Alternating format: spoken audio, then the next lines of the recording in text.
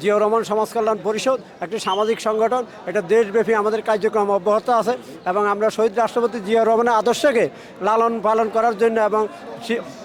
19 দফা বাস্তবায়ন করার জন্য আমাদের কার্যক্রম অব্যাহত আছে। আপনারা জানেন বাংলাদেশের ইতিহাসে 1/11 থেকে বিএনপি সহ অঙ্গ সহযোগী সংগঠনে কোনো রাজনৈতিক কর্মসূচি অলরেডি অঘোষিত ছিল, কিন্তু এই সামাজিক সংগঠনটি হাঁটি পা করে মানুষের দৌড়গোড়ায় পড়ছে, মানুষকে ঐক্যবদ্ধ করেছে, মানুষকে সেবামূলক কর্মকাণ্ড দিয়ে আজকে তারই রজত জয়ন্তী আমরা পালন করতে পেরেছি। এই জন্য আমরা মহান সৃষ্টিকর্তার কাছে শুকরিয়া আদায় করছি এবং আমরা বেগম খালেদা জিয়ার মুক্তির দাবি, দেশনায়ক তারেক রহমানের মুক্তি সহ যখনই যে নেতায় গ্রেপ্তার হয়েছে এবং তার আমরা মুক্তির দাবিতে মানববন্ধন সভা, সেমিনার এবং প্রতিবাদী সভা আমরা অব্যাহত রেখে আসছিলাম এবং দেশের দুর্যোগ মুহূর্তে, দেশের ক্রান্তি লগ্নে এই সামাজিক সংগঠনটি হাঁটি পা করে মানুষের দৌড়গোড়ায় পৌঁছার চেষ্টা করছে। এসে এই জন্য আজকে দেখুন স্বাভাবিক প্রক্রিয়া ছিল না, যখন 16-17 বছর আমাদেরকে বিভিন্ন প্রতিবন্ধকতা, বিভিন্ন বাধা এবং বিভিন্ন পুলিশি হয়রানির পরও আমরা কিন্তু আমাদের কার্যক্রম অব্যাহত রেখে আসছি। আজকে হয়তো গত 5 মাস আগেও কিন্তু আমরা এইভাবে উন্মুক্ত পরিবেশে কোনো সভা সেমিনার করতে পারিনি। এখন আজকে আমরা উন্মুক্ত পরিবেশে সভা সেমিনার করতে পারি, আমরা নিজেকে স্বতঃস্ফূর্ত মনে করছি এবং আমি মনে করি এই অবস্থা যদি স্থিতিশীল থাকে, এই অবস্থা যদি বজায় রাখে, তাহলে আগামী দিনে যে রাজনৈতিক অসঙ্গতি বা বেগম খালেদা জিয়া এবং তারেক রহমানের নেতৃত্বে যে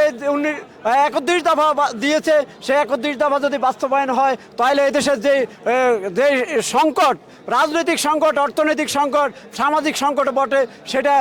অবশ্যই দূরীকরণ হবে। এবং আমরা মনে করি আজকে এখনই সময় এসেছে আমাদের সবাইকে ঐক্যবদ্ধভাবে কাঁধে কাঁধ মিলিয়ে কাজ করার এবং শহীদ রাষ্ট্রপতি জিয়াউর রহমানের আদর্শকে, প্রকৃত আদর্শকে আমরা যদি ধারণ করতে পারি এবং দেশনায়ক তারেক রহমানের যে নির্দেশনা, সেই নির্দেশনা যদি মেনে চলি, তাহলে আমরা আরও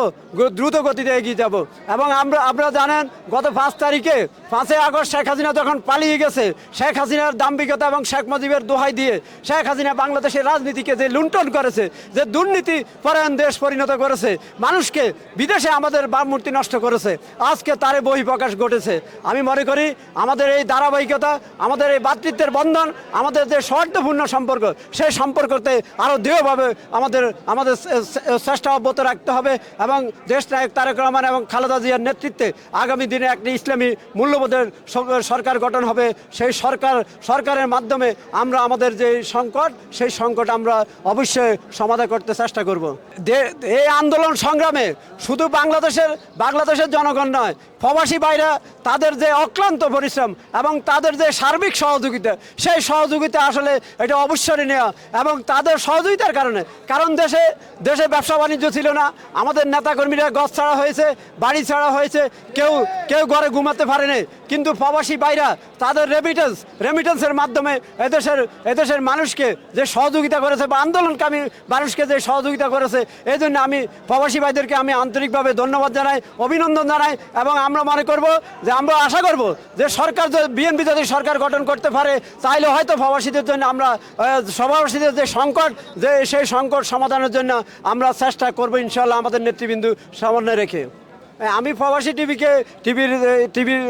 সংশ্লিষ্ট নেতৃবৃন্দকে আমি ধন্যবাদ জানাই এবং আমি আশা করব তাদের যে ব্যাপক প্রচার, সেই প্রচারকে আরও গতিশীল এবং প্রচারণা আরও বৃদ্ধি পাবে এবং এই প্রচারের মাধ্যমে দেশের মানুষ আরও উদ্বুদ্ধ হবে এবং দেশের যে সংকট, যে মূল যে সংবাদ, সেই সংবাদ উত্তোলনের জন্য বা সংবাদ প্রচারের জন্য পরিবেশনের জন্য আমি প্রবাসী টিভির সংশ্লিষ্ট কর্মকর্তাদের দৃষ্টি আকর্ষণ করছি।